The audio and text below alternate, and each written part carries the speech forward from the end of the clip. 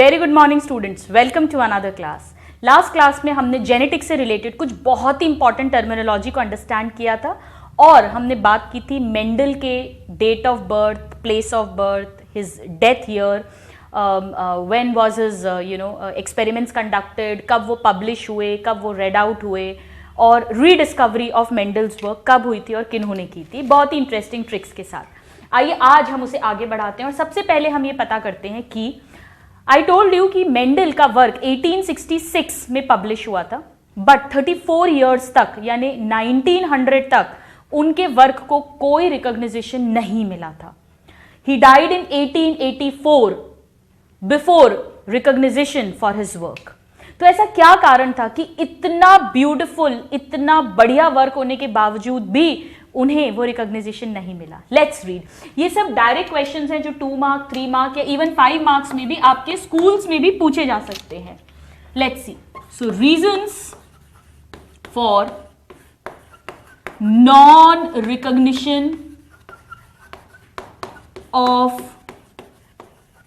Mendel's work. Mendel's work students, कुछ भी रटने की जरूरत नहीं है, बस अच्छे से समझते जाइए सब।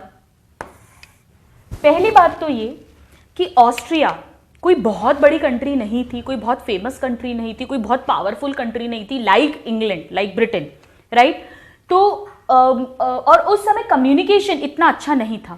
तो मेंडल ने जो अपना जिस जर्नल में पब्लिश किया था अपना पेपर, वो एक लोकल जर्नल था जिसका सर्कुलेशन बहुत ज़्यादा नहीं था। तो उनका काम बहुत दूर दूर कंट्रीज में बहुत सारे साइंटिस्ट तक पहुंचा ही नहीं।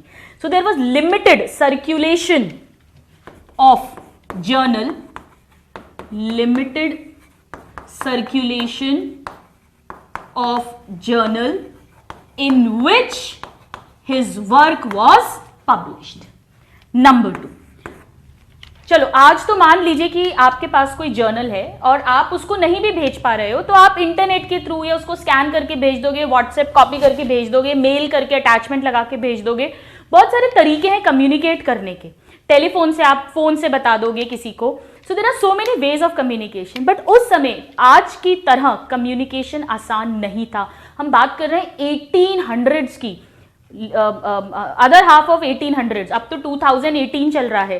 तो उस समय कम्युनिकेशन इतना इजी नहीं था। तो उनका बेसिकली उनका जो वर्क था वो पब्लिसाइज्ड नहीं हो पाया, वो दूर दूर तक नहीं फैल पाया। एक तो जर्नल का सर्कुलेशन लिमिटेड था, वो कोई इंटरनेशनल जर्नल नहीं था, और दूसरा कम्युनिकेशन भी आसान नहीं था। So the second reason was that communication in those times was not easy, so his work was not publicized.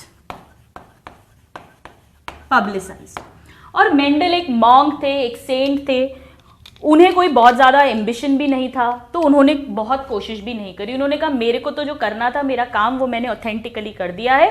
अब वो दूर दूर तक पहले पहुंचे, रिकॉग्निशन मिले नहीं मिले उससे उनको कुछ ज़्यादा मतलब नहीं था। एनीवेज, थर्ड फैक्टर, मेंडल जो थे वो फिजिक्स के, मैथ्स के भी स्टूडेंट रहे थे। तो उन्होंने अपने रिजल्ट्स का जब एनालिसिस निकाला था तो उसमें बहुत सारे, जैसे आपको याद है हमने लास्ट क्लास में पढ़ा था पुन्नेट स्क्वायर, तो उन्होंने बहुत सारी स्टैटिस्टिक्स, प्रोबेबिलिटी, मैथमेटिकल लॉजिक्स, ये सब कुछ यूज किए थे। और उस समय के बायोलॉजिस्ट को ये समझ ही नहीं आए थे। It was a total new concept for them. तो ये भी एक कारण था कि उनके वर्क को रिकॉग्निशन नहीं मिला। So use of mathematical tools like mathematical logic, statistical analysis to explain biological phenomenon. Biology को एक्सप्लेन करने के लिए मैथ्स का use, to explain biological phenomenon was new to the biologist of that time. So it was not very well accepted. Right, next students, Mendel जो हैं इन्होंने खुद Pisum sativum P plant के अलावा भी 2 प्लांट्स पे काम किया था। एक हॉकवीड जिसे हिरेशियम कहते हैं बोटानिकल नेम, और एक लबलब, राजमा जैसा। और इन दोनों पर उन्हें वो सेम रिजल्ट्स नहीं मिले थे जो उन्हें पाइसम सटाइवम पर मिले, तो वो खुद भी बड़ा कॉन्फिडेंट नहीं थे कि ये पूरा सही है भी या नहीं। सो ही फेल्ड, इसलिए भी उन्होंने कुछ बहुत ज्यादा कोशिश नहीं करी होगी। So he failed in 2 other plans. इन प्लान्स के नाम पूछे जाते हैं किन पर उन्होंने काम किया और फेल हुए। This is asked. Number 1, this is important, hawkweed which is Heratium and लबलब। ये आना चाहिए, ये इंपॉर्टेंट है। नाउ वेरी वेरी इंपॉर्टेंट, हम पढ़ेंगे जब हम मेंडल का वर्क पढ़ेंगे कि मेंडल ने ये कहा था कि हर कैरेक्टर जीन से कंट्रोल होता है। हालांकि उस समय उन्होंने जीन वर्ड नहीं दिया था, उन्होंने उसको फैक्टर कहा था। तो उन्होंने कहा था कि हर कैरेक्टर एक फैक्टर से कंट्रोल होता है और ये फैक्टर 2 फॉर्म्स में रहता है, डोमिनेंट, रेसेसिव, यानी 2 अलील्स की बात कही थी। पर तब ना अलील वर्ड यूज हुआ था ना जीन वर्ड यूज हुआ था। अलील तो बेटसन ने दिया, जीन जॉनसन ने दिया बहुत बाद में। तो उन्होंने ये कहा था, पर उन्होंने कहा था कि कोई एक यूनिट है जिसे उन्होंने फैक्टर नाम दिया था, जो generation to generation pass on होती है और वो ब्लेंड नहीं होती। यानी उनके अकॉर्डिंग, हम पढ़ेंगे भी आगे तो आपको और क्लियर होगा कि जो दोनों अलील्स हैं एक जीन के, वो कभी ब्लेंड नहीं होते फादर से और मदर से। या तो एक डोमिनेंट है तो उसी का ट्रेट एक्सप्रेस होगा। सपोज टॉल टॉल तो टॉल प्लांट होगा नेक्स्ट जनरेशन, डॉफ डॉफ डॉर्फ होगा। एक टॉल एक डॉर्फ है तो ऐसा नहीं है कि एक की हाइट 7 मीटर है, एक की 1 मीटर है, तो जो बच्चे की है वो इन दोनों का ब्लेंड हो जाएगा और 3-4 मीटर की होगी। नहीं, ऐसा नहीं होगा, 3-4 फीट की होगी, ऐसा नहीं था। उन्होंने कहा कि फिर जो डोमिनेंट वाला है वही डोमिनेट करता है और हाइट अभी भी 7 मीटर होगी। तो उन्होंने ये कहा था कि ब्लेंडिंग नहीं होती है इन अलील्स की, इन पेयर ऑफ फैक्टर्स की ब्लेंडिंग नहीं होती। और उनके पहले तक सारी ब्लेंडिंग थ्योरीज ऑफ इनहेरिटेंस थी। तो उस समय के साइंटिस्ट जो थे उन्होंने इसको टोटली नकार दिया था, उन्होंने उसको टोटली डिस्कार्ड कर दिया था कि नहीं नहीं ब्लेंडिंग ही होती है। और Mendel was totally against this. तो ये भी एक कारण है कि उनके वर्क को रिकॉग्निशन नहीं मिल पाया। सो the next important point is that he suggested that the pair of factors, जिन्हें अब हम अलील्स कहते हैं, the pair of factors do not blend or mix up during transmission.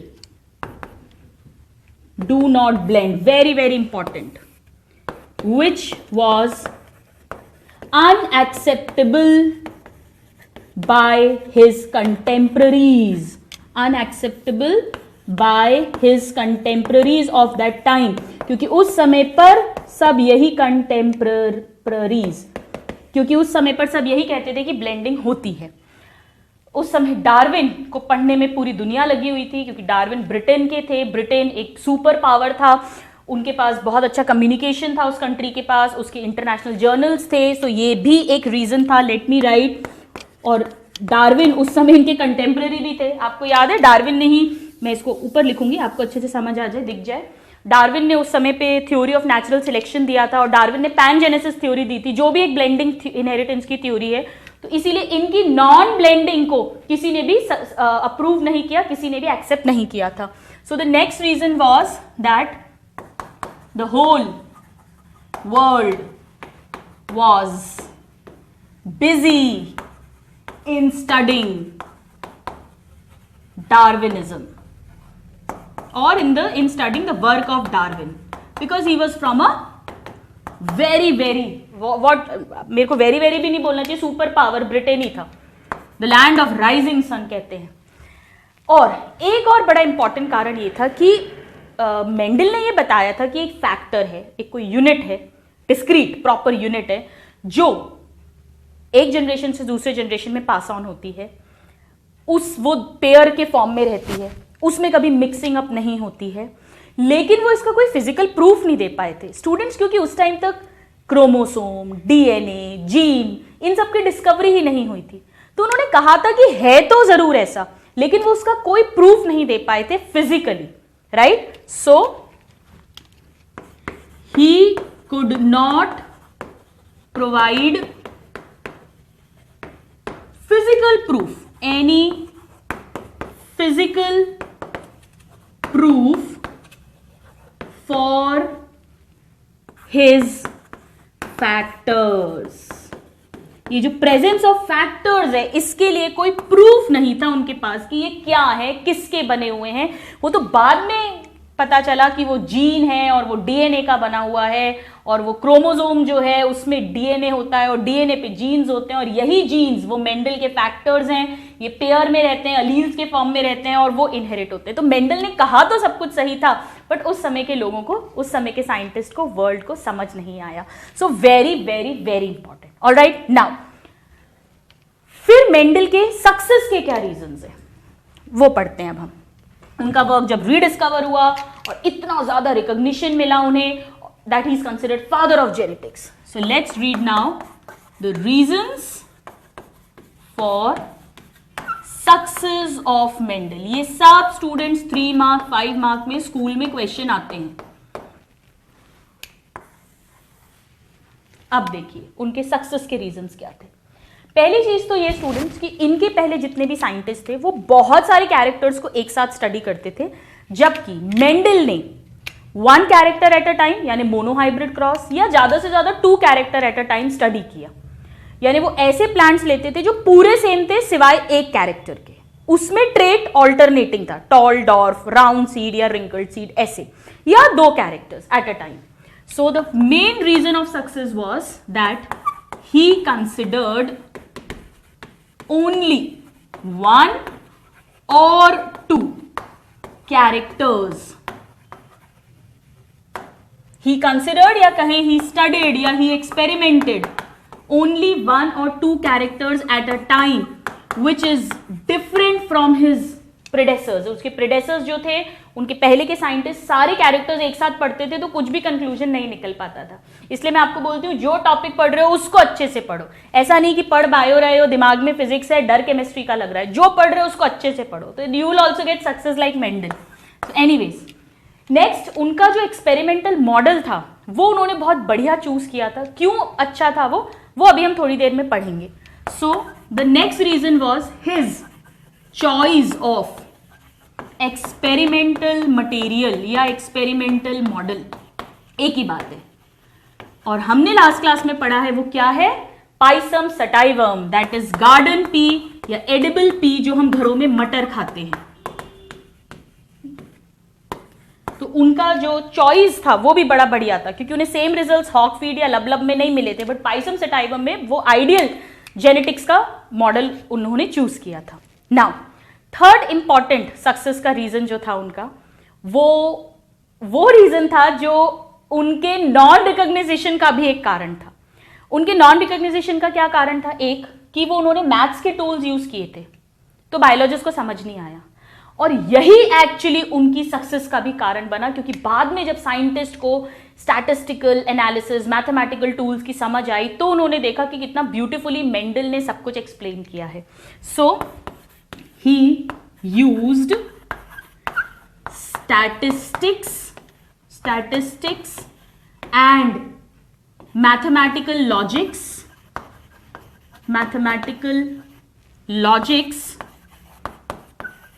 to analyze his results, और ये उनकी एक सक्सेस का कारण बना बाद में। राइट। फोर्थ, उन्होंने बहुत एक्यूरेट रिकॉर्ड रखा था हर एक्सपेरिमेंट का। ऐसा नहीं कि बस एक्सपेरिमेंट कर दिया और फिर 4 दिन बाद उसको लिख रहे हैं और उसमें से कुछ भूल गए हैं। वो हाथ के हाथ बहुत अच्छा सा, उनका जो डॉक्यूमेंटेशन था वो बहुत बढ़िया था। That's why I always tell you, आप जो भी एक मेन बुक से पढ़ रहे हो, अगर आपने उस टॉपिक को 4 बुक से और पढ़ा है तो आप एक स्टैंडर्ड बुक बनाइए और उन चारों में से जो भी न्यू पॉइंट है उसको उसी में लिख लीजिए, ताकि आपका एक प्रॉपर रिकॉर्डिंग हो जाए। सो this is very very important. So he kept accurate record of his data. अपने रिजल्ट्स को एनालाइज करते थे और उनका एक एक्यूरेट रिकॉर्ड रखते थे, accurate record of his data. और इसी कारण से वो he could give each and every detail about number, type of individuals, ये सब कुछ वो बहुत अच्छे से बता पाए थे। Now next, very very very important, large sampling size, इसका क्या मतलब है? इसका ये मतलब है कि ऐसा नहीं था कि उन्होंने सपोज वो टॉलनेस एंड डॉर्फनेस, एक जीन कैसे इनहेरिट हो रहा है इसको स्टडी कर रहे हैं, मोनोहाइब्रिड क्रॉस कर रहे हैं, तो ऐसा नहीं था कि उन्होंने बस 2 प्लांट्स पे या 4 प्लांट्स पे, मतलब 4 टॉल और 4 डॉर्फ को क्रॉस कराया और देख लिया कि कैसी जनरेशन है। उन्होंने एक ही ट्रेड के लिए कई hundreds and thousands of plants पर सेम एक्सपेरिमेंट करते थे वो, और उनकी जनरेशंस को स्टडी करते थे, और फिर उन जनरेशंस की सेल्फिंग कराते थे, और फिर नेक्स्ट जनरेशन को स्टडी करते थे। तो उन्होंने बहुत large number of models plants पर काम किया, और सब में पहले उन्होंने सपोज टॉलनेस एंड डॉर्फनेस के 20 प्लांट्स पे काम किया, सब में उनको ऑफस्प्रिंग का सेम रिजल्ट मिला। फिर उन्होंने क्या किया, ऐसे पी प्लांट्स लिए जिनमें दोनों टॉल थे, सब कैरेक्टर सेम थे, बट सपोज सीड का शेप अलग था, तो उस कैरेक्टर के उन्होंने 20 पे काम किया। तो ऐसे करके उन्होंने कई कई कैरेक्टर्स के कई कई प्लांट्स पे जनरेशंस प्रोड्यूस की, और तब जाकर उन्होंने अपना रिजल्ट निकाला। तो उनका जो सैंपल का साइज था वो बहुत बड़ा था, और जब आप इतने लार्ज स्केल पे काम करते हो तो चांसेस ऑफ एरर बहुत कम हो जाएगा, क्योंकि आपको सब पर सेम रिजल्ट मिल रहा है, तो वो आपका एक कॉन्फिडेंस शो करता है। सो this is very very important that he had large sampling size जो उनके रिजल्ट्स को क्रेडिबिलिटी, ऑथेंटिसिटी प्रोवाइड करता है। फॉर एग्जाम्पल, एक आपने कोई एक टॉपिक पढ़ा फिजिक्स में और उसके 4 न्यूमेरिकल सॉल्व करे, और एक आपने उस टॉपिक के 100 न्यूमेरिकल सॉल्व करे, तो नेचुरली आपने सेम अप्रोच के 100 न्यूमेरिकल सॉल्व करे तो you will be more confident. आप किसी को बताओगे तो लोगों को समझ आएगा हाँ तुमको टॉपिक ज्यादा अच्छे से आता है, क्योंकि तुम 100 न्यूमेरिकल सॉल्व कर चुके हो। इसने 4 ही करे हैं, हो सकता है 5वें 6वें या 10वें में ही अटक जाए। So large sampling size gave credibility to his research, क्योंकि लार्ज सैम्पलिंग साइज में chances of error are less in large samples.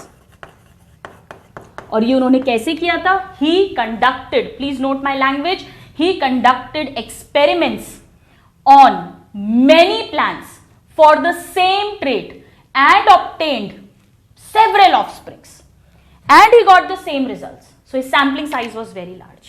And students, there is one more point, that he tried to formulate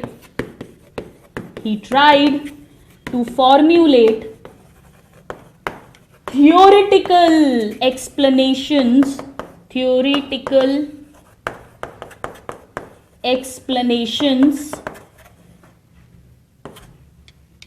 from his results, and then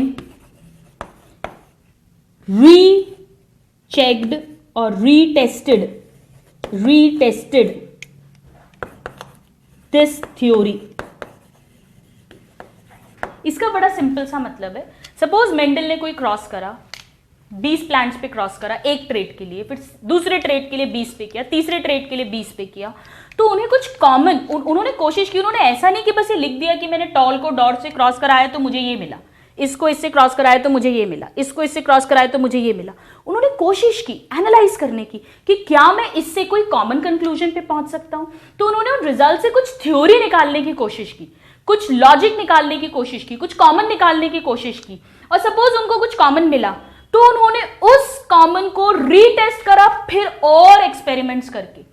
So you know he worked almost on 29,000 pea plants for 7 years, which is an extensive work. You know, hats off to Mendel. So ये कारण थे उनका dedication, उनकी लगन, उनका perseverance, उनकी consistency, लगातार उनके एक्सपेरिमेंट्स करना, उनके रिजल्ट्स लाना, उनको मैथमेटिकल टूल्स के थ्रू एक एनालाइज करना, उनका डेटा रिकॉर्ड करना, और फिर उनसे कुछ थियोरिटिकल कंक्लूजन निकालने की कोशिश करना, फिर उसको दोबारा रीटेस्ट करना। These were the main reasons for Mendel's success. So please note this down, and then we will read कि क्यों उनका एक्सपेरिमेंटल मॉडल पाइसम सटाइवम क्यों उन्होंने चूज किया और क्यों वो उनकी सक्सेस का कारण बना। Please note this. So now students, let's try to understand that why he chose Pisum sativum and why that worked as an ideal experimental model for Mendel. Let's try to understand. तो अब हमारा third, ये काफी school में questions पूछते हैं, reasons for selection of garden pea और edible P और Pisum sativum as experimental model or material by Mendel. Very very interesting. Students, Mendel was a genius, no doubt about it. अभी तो इतना सा पढ़ के ही आपको समझ में आ गया होगा. उनका ऑब्जर्वेशन बहुत शार्प था. From the childhood he was working on plant hybridization. He used to cross the plants. He was from a farmer's family. He used to study natural sciences. तो उन्होंने ऑब्जर्व करा कि ये जो पाइसम सटाइवम है, garden pea है, इनके पेड़ों प्लांट्स में बड़े कॉन्ट्रास्टिंग ट्रेट्स हैं. मतलब कुछ पौधे हैं जो बहुत लंबे लंबे 6-7 फीट के, कुछ हैं जो बिल्कुल छोटे हैं 1 फीट के जितने, कुछ हैं जिनकी जो सीड्स हैं वो बिल्कुल गोल गोल राउंड हैं, कुछ हैं जिनके एकदम रिंकल्ड हैं. तो सेम कैरेक्टर के बड़े कॉन्ट्रास्टिंग ट्रेट्स मिले. ऐसा भी हो सकता था कि कोई पेड़ है, प्लांट है, जिसमें ऐसी वेराइटीज नहीं है कि एक कोई बहुत टॉल है, कोई बहुत शॉर्ट है, सभी एवरेज साइज के हैं, एवरेज हाइट के हैं, या सबकी सीड्स ऑलमोस्ट, एक की राउंड है और एक की हल्की सी रिंकल्ड है, ऑलमोस्ट राउंड है. तो ऐसे में पता करना आसान नहीं है कि क्रॉस के बाद क्या रिजल्ट मिला. बट हाँ, अगर एक राउंड है और एक बिल्कुल रिंकल्ड है तो आप बड़े आसानी से पता कर सकते हो कि रिजल्ट क्या मिला है. तो एक तो पाइसम सटाइवम जो है, इसमें कॉन्ट्रास्टिंग कैरेक्टर्स थे, बड़े इजीली जो दिखाई देते थे, डिटेक्टेबल थे, ऑब्जर्वेबल थे. ये एक बहुत बड़ा कारण था कि उन्होंने पाइसम सटाइवम को चूज किया. So first is that this pea plant has observable या detectable, very easily detectable contrasting traits. अब आपको समझ में आ रहा होगा ट्रेट्स, कैरेक्टर्स, सब कुछ, क्योंकि हम ये डिस्कस कर चुके हैं प्रीवियस क्लासेस में. Very very very important. जैसे फॉर एग्जाम्पल कोई एक पेड़ है, प्लांट है, जिसके फ्लावर्स जो हैं या तो लेट्स से ब्राउन कलर के आते हैं, लाइट ब्राउन कलर के, और या डार्क ब्राउन कलर के आते हैं. एक हाइपोथेटिकल सिचुएशन है. अब एक लाइट ब्राउन है, एक डार्क ब्राउन है. हो सकता है वो डार्क ब्राउन आपके लिए डार्क ब्राउन हो, बट जब मैं उसको देखूं तो वो मुझे लाइट ब्राउन लगे. मैं थोड़ा सा और डार्क को डार्क ब्राउन मानती हूं, तो हमारे बीच में डिफरेंसेस हो सकते हैं. बट एक प्लांट है जिसपे या तो व्हाइट फ्लावर्स हैं या तो वॉयलेट पर्पल फ्लावर है, तो वो तो पर्पल पर्पल आपके लिए भी पर्पल है, मेरे लिए भी पर्पल है, व्हाइट आपके लिए भी व्हाइट है, मेरे लिए भी व्हाइट है. तो इन्हें कॉन्ट्रास्टिंग कैरेक्टर्स बोलते हैं, जो बहुत इजीली बिना कोई कंट्रोवर्सी के आराम से हम कह सकते हैं कि हाँ ये ऐसा है और ये ऐसा है. उनके बीच में कोई डेलिकेसीज नहीं है. राइट नाउ सेकेंड रीजन, ये जो पाइसम सटाइवम है स्टूडेंट्स, देखो अगर आपको प्लांट हाइब्रिडाइजेशन करना है, आप क्या चाहते हो, फटाफट फटाफट अगली जनरेशन मिले ताकि आप स्टडी करो. मतलब आप चाहते हो कि जब आप उस प्लांट को ग्रो करो, कैसे ग्रो करोगे, पहले सीड्स डालोगे, वो प्लांट आएगा, उसमें फ्लावर्स आएंगे, फिर फ्लावर फ्रूट आएगा, फिर फ्रूट में सीड आएगी. यही प्रोसेस होता है. फिर उस सीड, वो सीड मतलब अगली जनरेशन है, जैसे हमारा जाइगोट है, वो सीड अगली जनरेशन है. फिर उस सीड को प्लांट करोगे और वो बड़ा होगा तो वो अगली जनरेशन का प्लांट हो गया. आप उसमें देख सकते हो वो पेरेंट्स के जैसा है, अलग है, क्या है. तो हम क्या चाहेंगे, नेचुरली कोई भी जेनेटिसिस्ट क्या चाहेगा कि उसे जल्दी जल्दी जनरेशंस मिले, यानी वो जो प्लांट है उसकी जो लाइफ साइकिल है वो शॉर्ट हो. लाइफ साइकिल मतलब सीड आपने जर्मिनेट करी और तब से लेके जो प्लांट बना, फ्लावर आया, फ्रूट आया, वापस से सीड आई दोबारा जर्मिनेट करने के लिए, और वो पेरेंट प्लांट मर गया, डाई हो गया, उस पूरी को उसकी लाइफ साइकिल बोलेंगे उस पेरेंट प्लांट की. तो हम चाहेंगे कि वो प्लांट की लाइफ साइकिल शॉर्ट हो ताकि हमें जल्दी जल्दी जनरेशंस मिले और हम बहुत सारी जनरेशंस को लाइफ टाइम में स्टडी कर सके. और ये एडवांटेजेस पाइसम सटाइवम के साथ था. It is an annual plant with short life cycle of 3 to 4 months. ये एक एनुअल प्लांट है, यानी विद इन अ ईयर आपने सीड जर्मिनेट करी, विद इन अ ईयर ये ग्रो करेगा, प्लांट मैच्योरिटी अटेन करेगा, फ्लावर बनेगा, फ्रूट बनेगा, सीड आ जाएगी, वो सीड दोबारा तैयार है जर्मिनेट करके अगली जनरेशन के लिए. So its life cycle is short, it's an annual plant, and this was one of the reason why he selected So a number of offsprings could be produced in a given time. In a given time. यही कारण था कि 7 सालों के अंदर अंदर उन्होंने इतने सारे प्लांट्स की इतनी सारी जनरेशंस को स्टडी कर लिया, क्योंकि इसकी लाइफ साइकिल बहुत छोटी थी. तीसरा कारण, लाइफ साइकिल छोटी थी, प्लस ये सीड्स बहुत ज्यादा नंबर में प्रोड्यूस करता था. एक प्लांट बहुत सारी सीड्स करता है, तो बहुत सारी नेक्स्ट जनरेशन के प्लांट्स आप कल्टीवेट करके देख सकते हो. फिर वो बहुत सारी सीड्स देंगे, तो अगली जनरेशन में भी बहुत सारे प्लांट्स आ जाएंगे, तो आपके रिजल्ट की लार्ज सैम्पलिंग साइज हो जाएगा, ऑथेंटिसिटी बढ़ जाएगी. So rate of seed production in this plant was high, यानी huge number of seeds were produced by the generation. So rate of seed production was high, very high.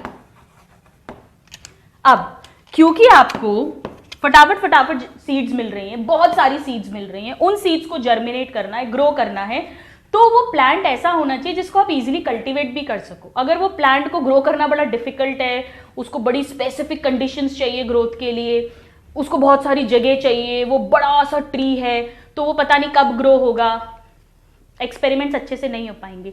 ये एक benefit था Pisum sativum के साथ, that it was easy to culture और cultivate. It was very easy to grow, क्योंकि वो एक herb था, एक हर्बेशियस प्लांट है. ये छोटा सा पेड़ है, ज्यादा इसको कंडीशंस नहीं चाहिए. It's an herbaceous plant, so it is very easy to culture.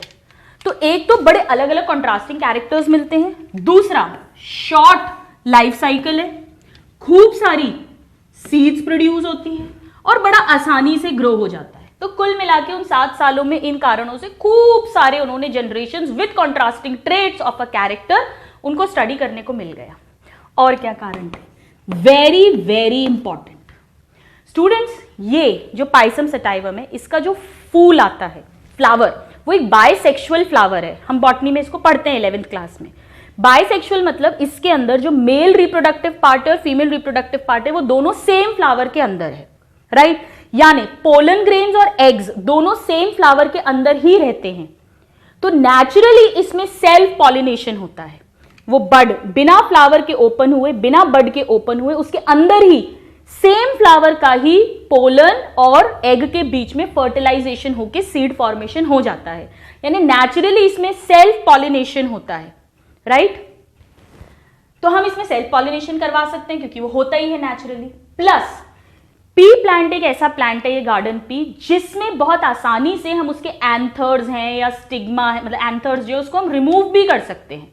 तो सपोज करिए एक प्लांट है, बाइसेक्सुअल फ्लावर है, आपने एंथर्स हटा दिए, अब पोलन्स इसमें बनेंगे ही नहीं, तो अब ये प्लांट केवल फीमेल की तरह एक्ट कर सकता है.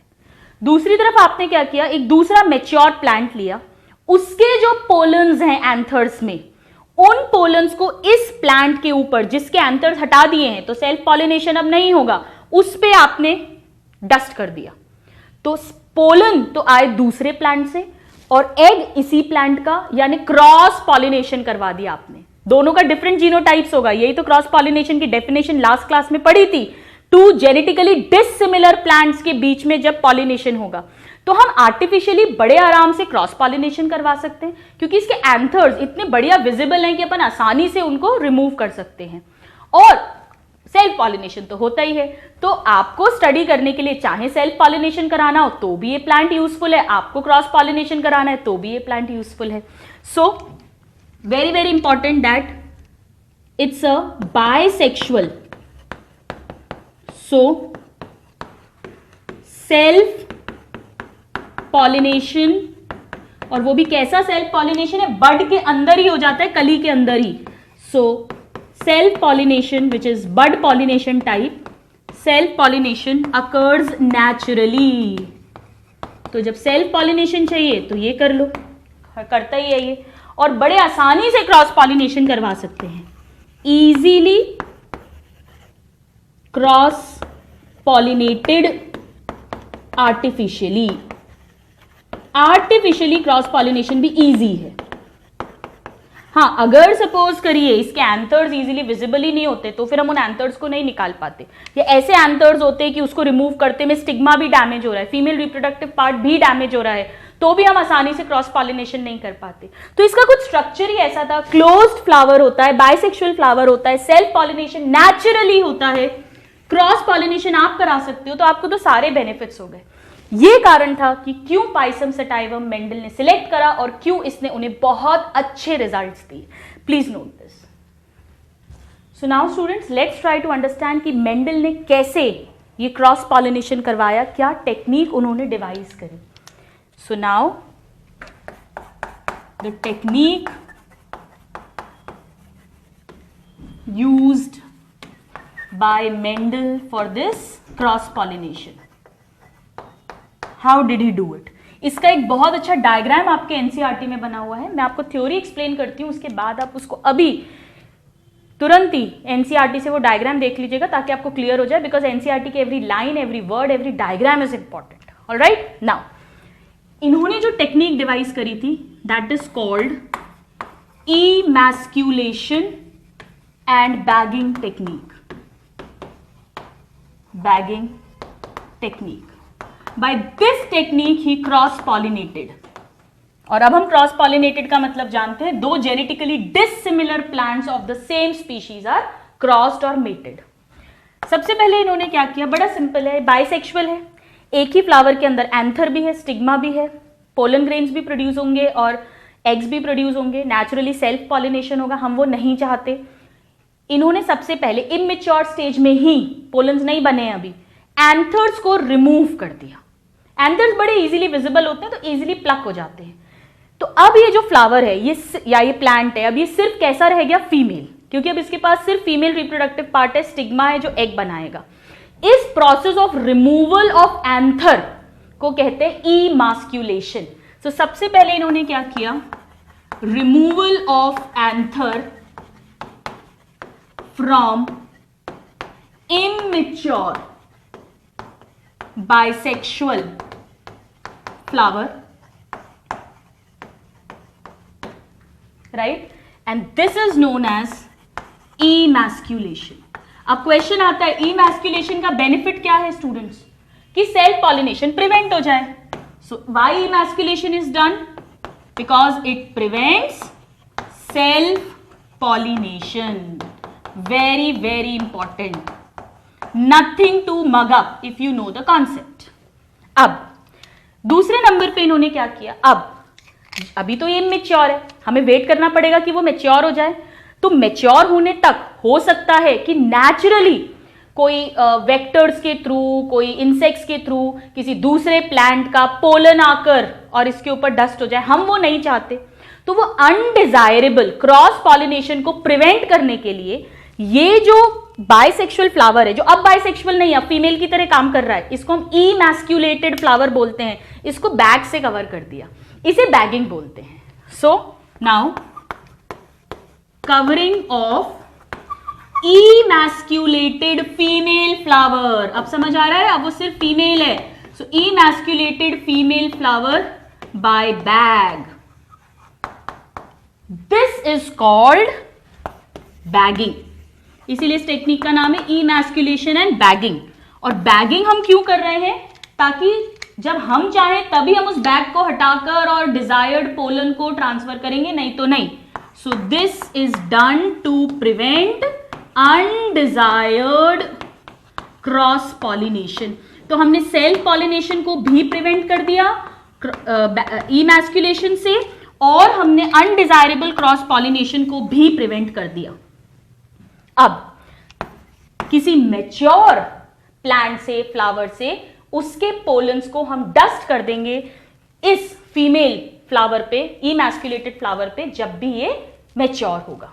So now pollen grains or pollens from a mature plant, some other plant, some other pea plant, from a mature, जिसके साथ हमें क्रॉस कराना है, from a mature plant is dusted upon emasculated flower, right?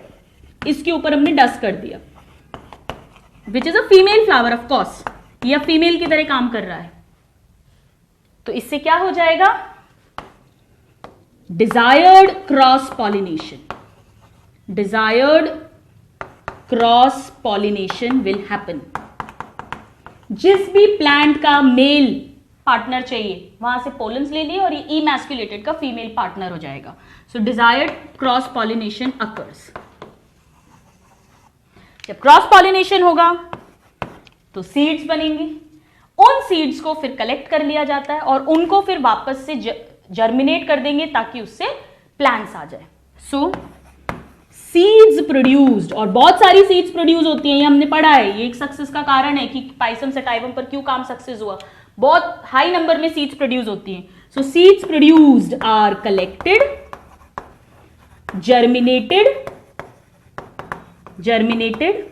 And ये तो parents हो गए दोनों, और हमें नेक्स्ट जनरेशन मिल जाती है। And next generation offsprings are produced, जो नए प्लांट्स हैं ऑफ स्प्रिंग्स आर प्रोड्यूस्ड। और क्योंकि शॉर्ट लाइफ साइकिल है, बहुत जल्दी ये सीड प्लांट बना लेगी और वापस से फिर पॉलिनेशन होगा, राइट। सो इसे हम कह सकते हैं F1 जनरेशन, उनकी सेल्फिंग कराएंगे F2, ऐसे नेक्स्ट जनरेशन हमें मिलती जाती है। और एक और फायदा है इस प्लांट का कि जो नेक्स्ट जनरेशन मिलती है वो फर्टाइल है। एंड नेक्स्ट जनरेशन मैं यहां लिख देती हूं, this is very very important, fertile offsprings are produced. ऐसा नहीं है कि आपने कोई दो प्लांट्स, कोई दूसरा प्लांट है उसके दो प्लांट्स को क्रॉस पॉलिनेट किया और पता पड़ा जो हाइब्रिड बना, जो नेक्स्ट जनरेशन बनी वो स्टेराइल है, तो फिर आप उसमें क्रॉसेस करवा ही नहीं सकते हो, तो भी पर्पस फेल हो जाएगा। जैसे आपको याद है mail donkey and female horse, इससे म्यूल बनता है खच्चर, पर खच्चर खुद स्टेराइल है तो वो आगे फर्टिलाइजेशन नहीं करता है। तो हमारा फायदा क्या हुआ है कि हमने क्रॉस पॉलिनेट किया, दो अलग अलग जीनोटाइप्स को क्रॉस किया, रिजल्ट देखेंगे हम ऑफस्प्रिंग्स पर, और ये ऑफस्प्रिंग्स भी फर्टाइल हैं। सो बाय दिस टेक्निक, इस तरह से उन्होंने अपने क्रॉसेस करे थे। प्लीज नोट दिस, और इसके बाद एनसीईआरटी का वो डायग्राम भी आपको इस लेक्चर के बाद देखना ही देखना है। Please note this. Now Mendel ने कैसे काम किया? स्टूडेंट्स, मेंडल ने सबसे पहले स्टार्ट करा था 34 वेराइटीज ऑफ पी प्लांट पे। 34 वेराइटीज मतलब जो 34 कैरेक्टर्स के ऑल्टरनेटिंग या कॉन्ट्रास्टिंग ट्रेड्स शो करती थी, ऐसी 34 वेराइटीज ली थी। फिर उन्होंने 22 पे काम किया, उसको रिड्यूस किया, और फाइनली उन्होंने 7 कैरेक्टर्स को स्टडी किया जो ऑल्टरनेट ट्रेड्स के फॉर्म में प्रेजेंट था। Alright, so this is very very important, let's write it down. Mendel का work, so he started work on 34 varieties,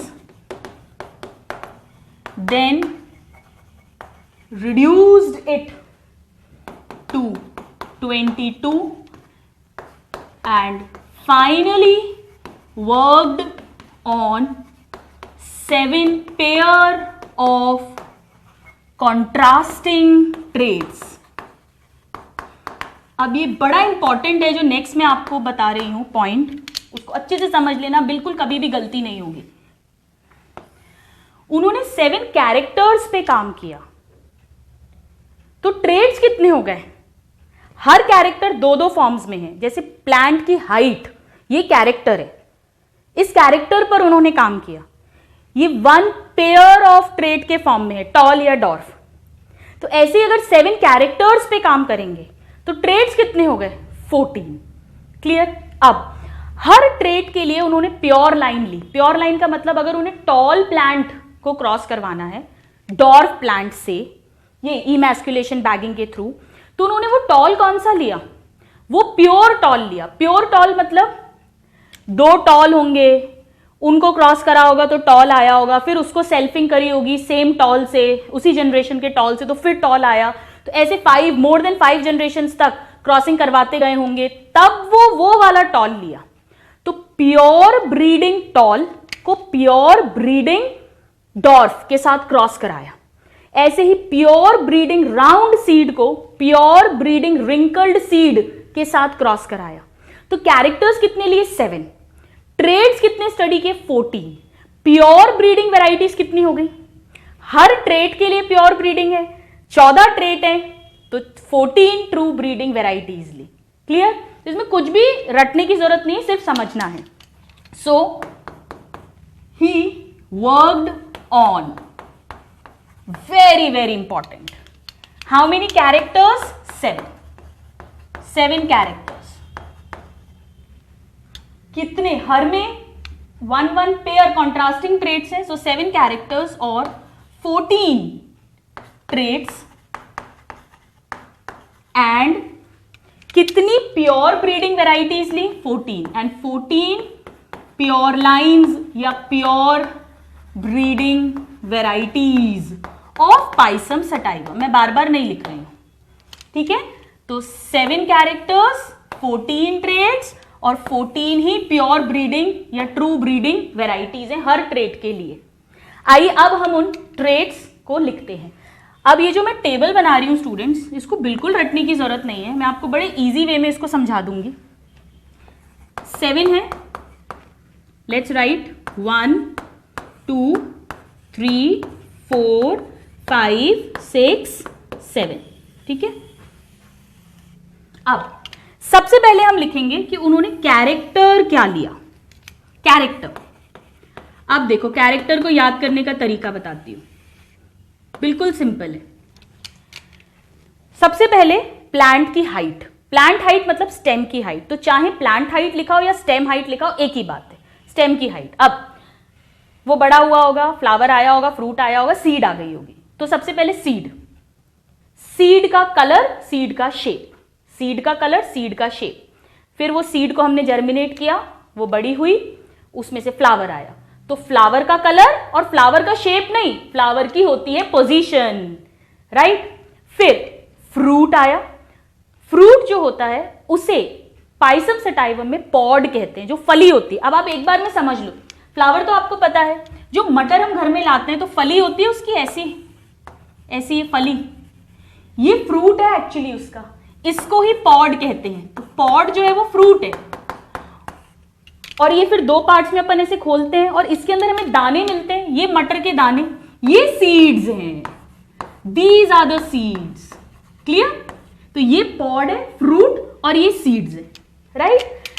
तो सबसे पहले प्लांट की हाइट, फिर सीड, सीड का कलर, सीड का शेप, फिर फ्लावर आया, फ्लावर का कलर और शेप नहीं, फ्लावर की पोजीशन, फिर फ्रूट आया यानी पॉड, तो पॉड का कलर, पॉड का शेप। वेरी इजी, हो गए 7। लिखते हैं, पहला स्टेम हाइट या प्लांट हाइट, एक ही बात है, स्टेम के बाद में, प्लांट हाइट के बाद में सीड, सीड के 2 कैरेक्टर्स पढ़ेंगे, पहले कलर फिर shape, so seed colour and then seed का शेप, शेप। सीड के बाद क्या आया? सीड में से जब वो बड़ा हुआ, सीड बड़ी हुई, जर्मिनेट हुई, फ्लावर आया, तो फ्लावर का वापस पहले कलर लिख दो, सेम कलर।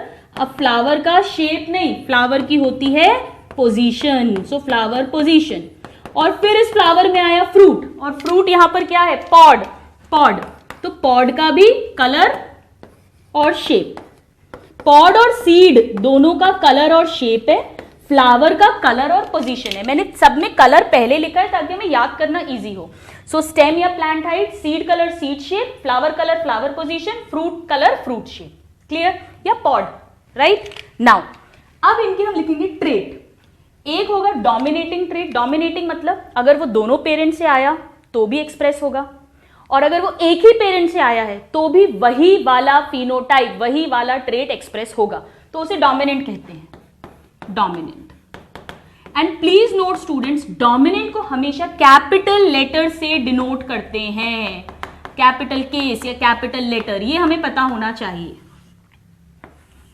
और फिर हम लिखेंगे उसी का रेसेसिव ट्रेट, जो हमेशा स्मॉल लेटर या स्मॉल केस से डिनोट करते हैं। Very very important. अब प्लांट की हाइट की बात करें तो इसमें टॉलनेस हो सकती है, टॉल एंड डॉर्फनेस या डॉर्फ। सीड के कलर की बात करें तो seed yellow green, yellow dominant trait है, मतलब अलील है। अगर मदर फादर दोनों से ये वाला अलील आया है तो भी येलो कलर की नेक्स्ट जनरेशन होगी, और अगर मदर फादर में से एक से येलो और एक से ग्रीन वाला आया है तो नेक्स्ट जनरेशन कैसी होगी? येलो होगी। क्लियर? क्योंकि ये डोमिनेंट है। ग्रीन जनरेशन कब होगी? जब दोनों पेरेंट से ग्रीन आए, वो हम ऑलरेडी लास्ट क्लास में डिस्कस कर चुके हैं, रेसेसिव और डोमिनेंट का कॉन्सेप्ट। शेप की बात करें तो या तो सीड राउंड शेप की होगी, ऐसी गोल होगी मटर का दाना, और या वो रिंकल्ड होगी। रिंकल्ड मतलब ऐसा होगा मटर का दाना, सीड। फ्लावर के कलर की बात करें, वॉयलेट कलर डोमिनेंट होता है और व्हाइट कलर रेसेसिव होता है। फ्लावर की पोजीशन की बात करें, फ्लावर कहां आता है? जैसे ये पेड़ है, ये लीव्स हैं इसकी, इस पोजीशन को हम एक्सिस कहते हैं। अगर यहां एक्सियल पोजीशन पर फ्लावर लगा है तो इसे कहते हैं एक्सियल पोजीशन, ये डोमिनेंट होती है।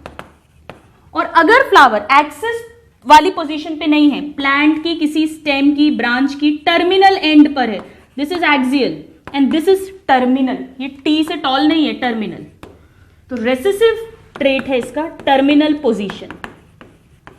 दोनों मदर फादर में टर्मिनल वाला अगर अलील आया है तो नया ऑफस्प्रिंग में टर्मिनल फ्लावर होता है। क्लियर? पॉड के कलर की अगर हम बात करें तो यहां सीड का कलर येलो ग्रीन है, डोमिनेंट रेसेसिव। पॉड का कलर उल्टा होता है, ग्रीन वाला डोमिनेंट और येलो वाला रेसेसिव। राइट? पॉड के शेप की अगर हम बात करें, अगर मटर की फली ऐसी है, पूरी फूली हुई, तो इसे कहते हैं इनफ्लेटेड, ये तो डोमिनेंट ट्रेट है, इनफ्लेटेड या फ्लेटेड भी बोलते हैं। और अगर ये फली पिच की हुई है, ऐसी फली है और फिर इसमें दाने हैं, वो दाने कैसे भी हो सकते हैं, सीड्स कैसी भी हो सकती हैं, राउंड या रिंकल्ड, तो इसे कहते हैं कंस्ट्रिक्टेड, कंस्ट्रिक्शंस बन गए हैं, तो ये इसका रेसेसिव ट्रेट है। इतना समझ आया? इतना याद हुआ? अब इनके अल्फाबेट्स बहुत इंपॉर्टेंट है जिससे हम डिनोट करते हैं। टॉलनेस के लिए कैपिटल टी लिखते हैं, डॉर्फनेस के लिए स्मॉल डी नहीं लिखेंगे, स्मॉल टी लिखेंगे। तो ये दोनों, ये डोमिनेंट, ये रेसेसिव। इसके लिए capital Y, capital R, capital V, capital A, पहला अल्फाबेट ले लिया है, कैपिटल जी, कैपिटल आई, ये डोमिनेंट है। इन्हीं अल्फाबेट्स का स्मॉल लिख दो, स्मॉल वाई, स्मॉल आर मतलब wrinkled, small V, small A, small G, small I. तो आप कंफ्यूज मत होना कि ये वाइट है तो डब्ल्यू होगा, रिंकल्ड है डब्ल्यू नहीं। डोमिनेंट का जो कैपिटल लेटर लिखा है, रेसेसिव ट्रेट को उसी को स्मॉल लेटर में लिखते हैं। क्लियर? सो ये 7 कैरेक्टर्स लिए थे, रटे होने चाहिए। ये 14 ट्रेट्स हो गए। इसके लिए भी प्योर लाइन्स ली, इसके लिए भी प्योर लाइन वेराइटीज ली, तब क्रॉस करवाया था। तो 14 ट्रू ब्रीडिंग या 14 प्योर ब्रीडिंग या 14 प्योर लाइन वेराइटीज थी, 14 ट्रेट स्टडी करे थे, 7 कैरेक्टर स्टडी करे थे। अब मेंडल ये मानते थे कि जो पाइसम सटाइवम है, ये मेंडल नहीं, ये तो सच है, पाइसम सटाइवम जो है उसमें टोटल 14 क्रोमोसोम्स होते हैं डिप्लॉइड कंडीशन में, 2n = 14, यानी n = 7। हैप्लॉइड कंडीशन में कितने क्रोमोसोम्स हैं? 7 क्रोमोसोम्स हैं। मेंडल ये मानते थे कि उनके 7 कैरेक्टर्स 7 डिफरेंट क्रोमोसोम्स पर हैं। उनके अकॉर्डिंग एक क्रोमोसोम पर एक कैरेक्टर है, बट ऐसा नहीं था।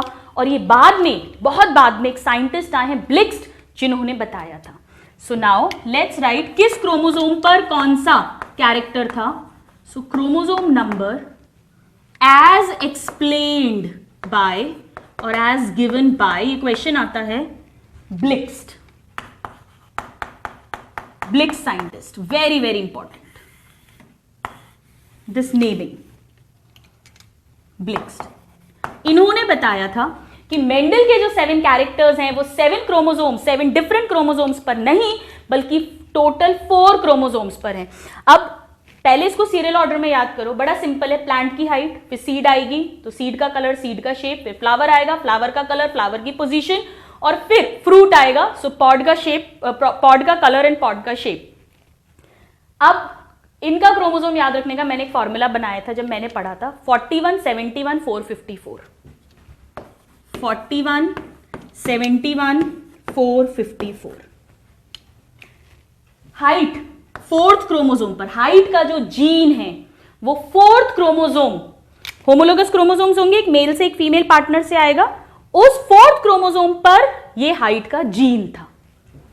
फर्स्ट क्रोमोसोम पर सीड का कलर, सेवेंथ पे सीड का शेप, फर्स्ट पे ही फ्लावर का कलर, फोर्थ पे फ्लावर की पोजीशन, फिफ्थ पे पॉड का कलर और फोर्थ पे पॉड का शेप। ठीक है, मैं यहां पे ट्रिक लिख देती हूं जो मैंने बनाई थी, 41, 71, 4, 54, याद रखने का एक तरीका। पर ये तभी काम आएगा जब आप इसको इसी ऑर्डर में याद करो, मैंने तो ऐसे ही किया था। सो his 7 characters were present on 4 different chromosomes, chromosome number 1, 4, 5 and 7। अब इस पे से बहुत सारे क्वेश्चंस आ जाते हैं, जैसे कौन से कैरेक्टर्स हैं जो सेम क्रोमोसोम पर हैं। तो कौन से कैरेक्टर्स हैं, देखो आप, फोर्थ पे स्टेम हाइट है, देन फ्लावर की पोजीशन है और पॉड का शेप है, ये तीनों फोर्थ क्रोमोसोम पर है। फर्स्ट क्रोमोसोम पर 2 कैरेक्टर्स हैं, फ्लावर का कलर और सीड का colour.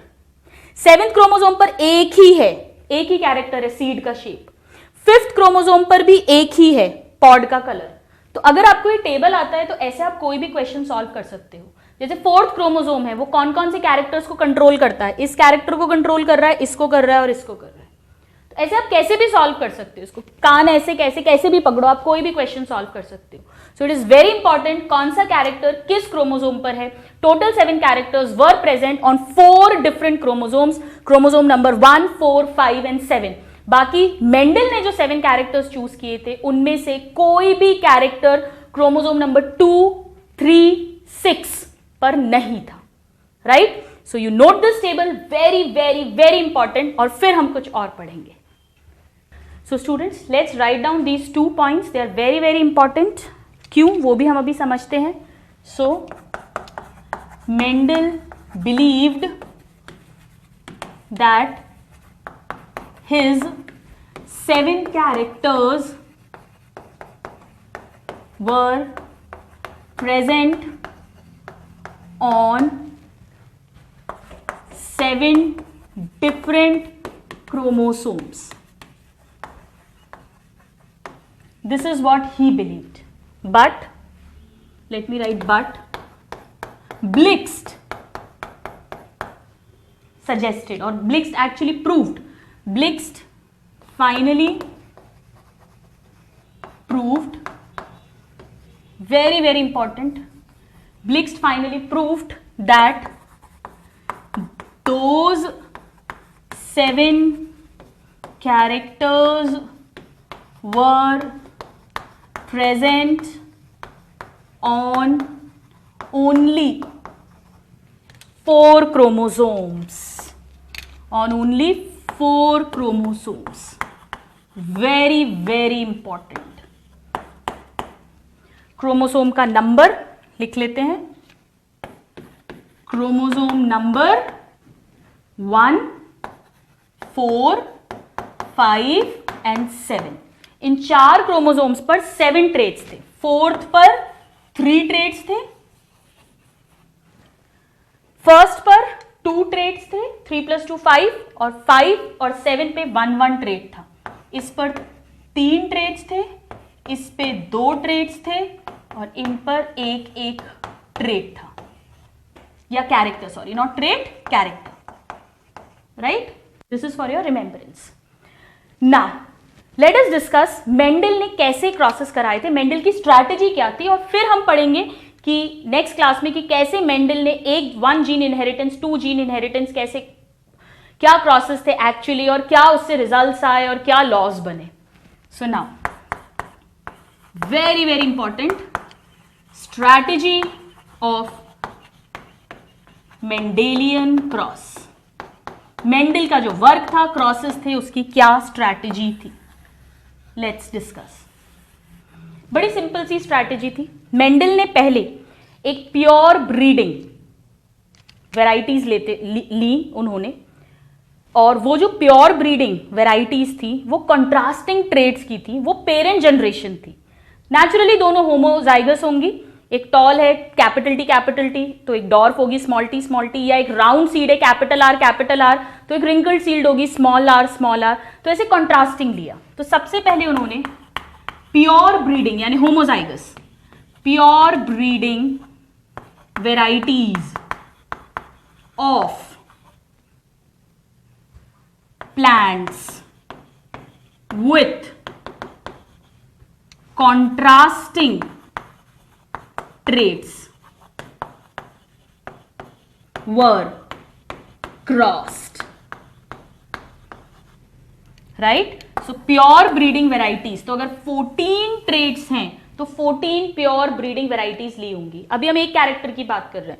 So pure breeding varieties of plants with contrasting traits were crossed, और इसे मेंडल ने कहा पी जेनरेशन या पेरेंट जेनरेशन. स्टूडेंट्स, ये कैसा क्रॉस है? क्रॉस पॉलिनेशन है या सेल्फ पॉलिनेशन है? ये हमेशा क्रॉस पॉलिनेशन ही होगा, क्योंकि दोनों प्लांट्स जो है वो जेनेटिकली डिसिमिलर हैं. तो इसमें वही इमैस्कुलेशन करना पड़ेगा. एक प्लांट का वो फीमेल की तरह एक्ट करेगा, दूसरे प्लांट के पोलन्स को उसके ऊपर स्प्रेड करना पड़ेगा, डस्ट करना पड़ेगा. उससे जो सीड्स बनेंगे उन्हें फिर हम ग्रो करेंगे. राइट? तो ये जब उन्होंने क्रॉस किया तो उन्हें क्या ऑब्टेन होंगे? हाइब्रिड्स ऑब्टेन होंगे. नेचुरली क्रॉस पॉलिनेशन हो रहा है, तो जो नेक्स्ट जनरेशन है वो हाइब्रिड होगी, वो क्रॉस पॉलिनेशन का रिजल्ट होगा, जो फर्स्ट जनरेशन बनेगी. So then he took all these and they were crossed, यानी हाइब्रिडाइजेशन या क्रॉस पॉलिनेशन एक ही बात है. हाइब्रिडाइजेशन और cross pollination of P1 and P2, दोनों जो पेरेंट्स हैं, टॉल प्योर, डॉर्फ प्योर, इनका हाइब्रिडाइजेशन कराया. इससे क्या मिला? फर्स्ट जनरेशन फर्टाइल थे सब. First generation offsprings produced due to this cross pollination. Very very important.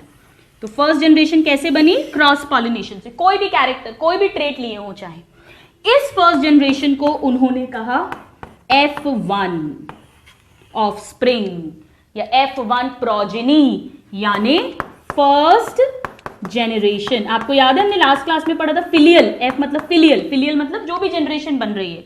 So first generation of spring, या एनसीईआरटी में लिखा है फर्स्ट जनरेशन प्रोजेनी. ये हो गए. अब उन्होंने क्या किया? अब इस F1 में जितने भी प्लांट्स थे उनमें सेल्फ पॉलिनेशन करवाया, सेल्फ फर्टिलाइजेशन करवाया या सेल्फिंग करवाई. Not self pollination exactly, selfing. Selfing का मतलब होता है एक F1 को दूसरे F1 के साथ क्रॉस कराना. मैंने आपको बताया था सेल्फिंग का मतलब है when members of the same generation are crossed or mated. तो इसके बाद उन्होंने करवाया सेल्फिंग ऑफ F1, यानी जो भी F1 में मान लो 4 प्लांट्स मिले तो किन्हीं 2 प्लांट्स को क्रॉस करा दिया, किन्हीं 2 प्लांट्स को क्रॉस करा दिया, तो सेल्फिंग कराई. सेल्फिंग कराने से जो नेक्स्ट जनरेशन मिली उसे उन्होंने कहा F2. फिर F2 में सेल्फिंग कराई तो F3, F3 में सेल्फिंग कराई तो F4.